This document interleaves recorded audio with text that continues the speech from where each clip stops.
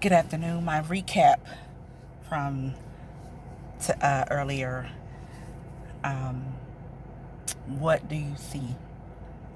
Look again. What do you see? And it's talking about the blind man, where Jesus healed the blind man when he spat on the clay and he put the clay in his eyes. And he asked the man, "What do you see?"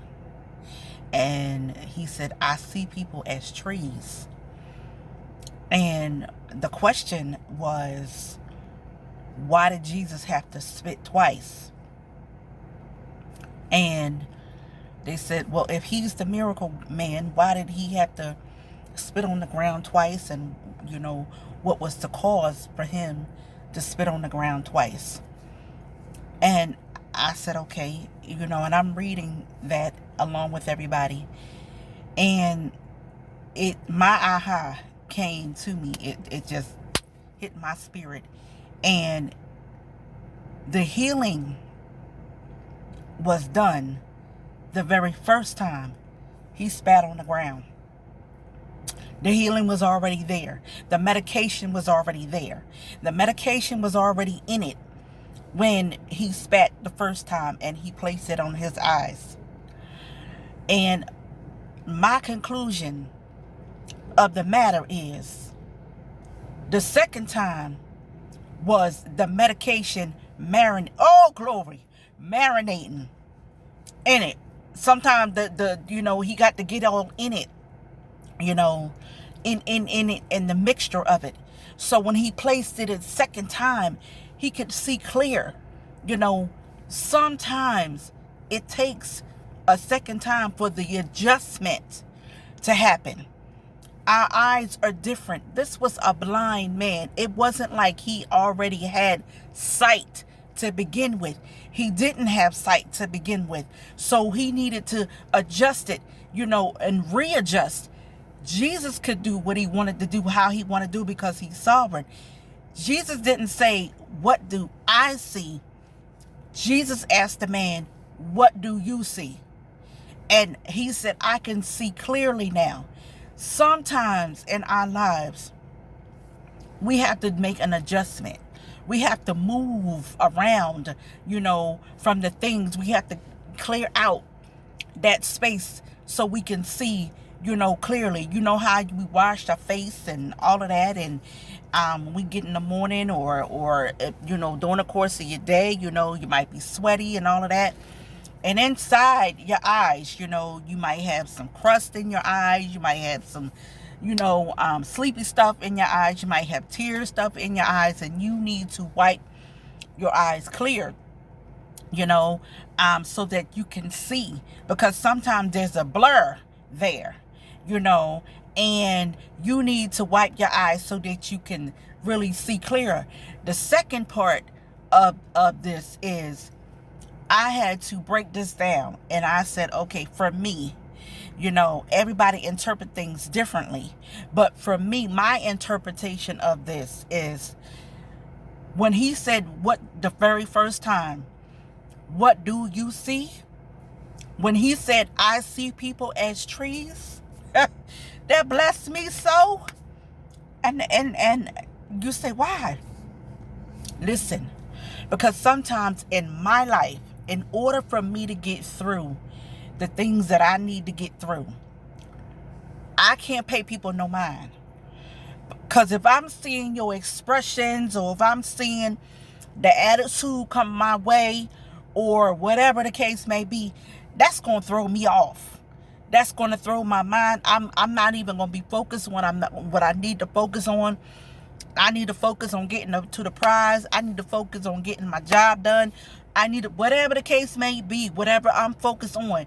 But if I'm seeing you with your craziness cutting up, and I'm seeing you when you acting a fool over here, that's going to distract me. So when he said, "See people as trees," the very first time, for me, it's like, sometimes you need to see people as trees. You need to see people not acting a fool, because then you can keep, on that path that you need to, keep on.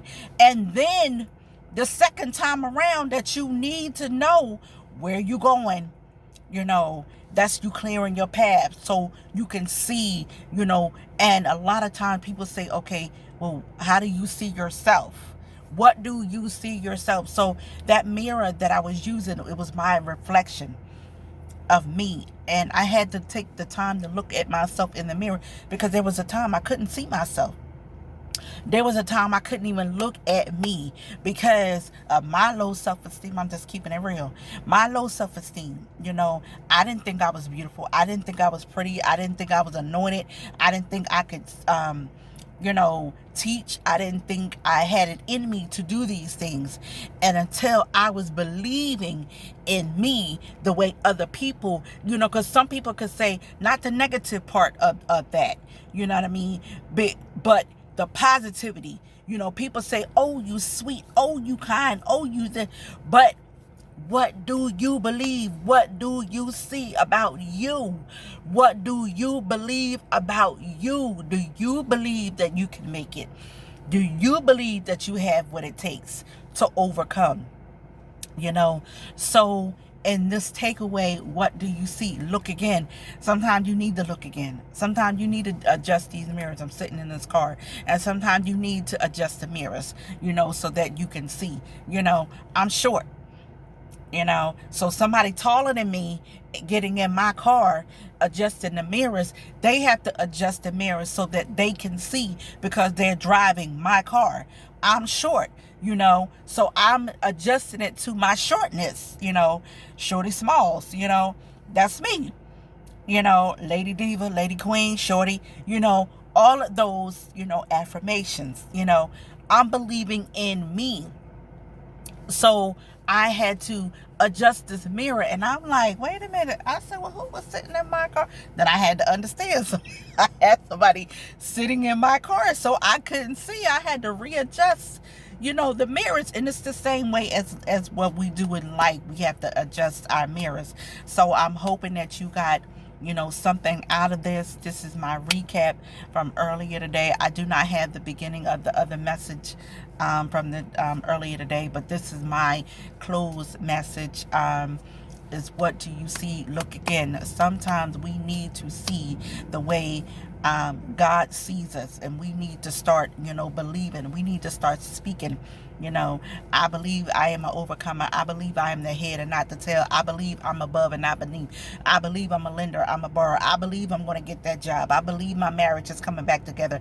I believe that God is going to heal my daughter. I believe that God is going to turn the situation around. It's what do you believe? And sometimes we have to take our hands off of it and let go, let God, and let God do what he need to do, because he's sovereign. God can do how he want to do, because he's God. But it's what do you see and what do you believe? God bless you. I love you. May heaven smile upon you. I hope y'all got something out of this. Read the story of the blind man and see what you get out of it. It'll bless you. It will truly, truly bless you, because it blessed me. In my closing, it blessed me. In my closing, it let me know that, Robin, you on the right path. In my closing, it let me know, I had to readjust some things. It let me know that you are gorgeous. It let me know that you are pretty. It just let me know, I can do all things through Christ who strengthens me. It let me know the favor of God is upon my life. It let me know, Robin, just keep going. It let me know you are who you say you are. You are who God says you are. Because that, now we're going to bring the negativity in my closing.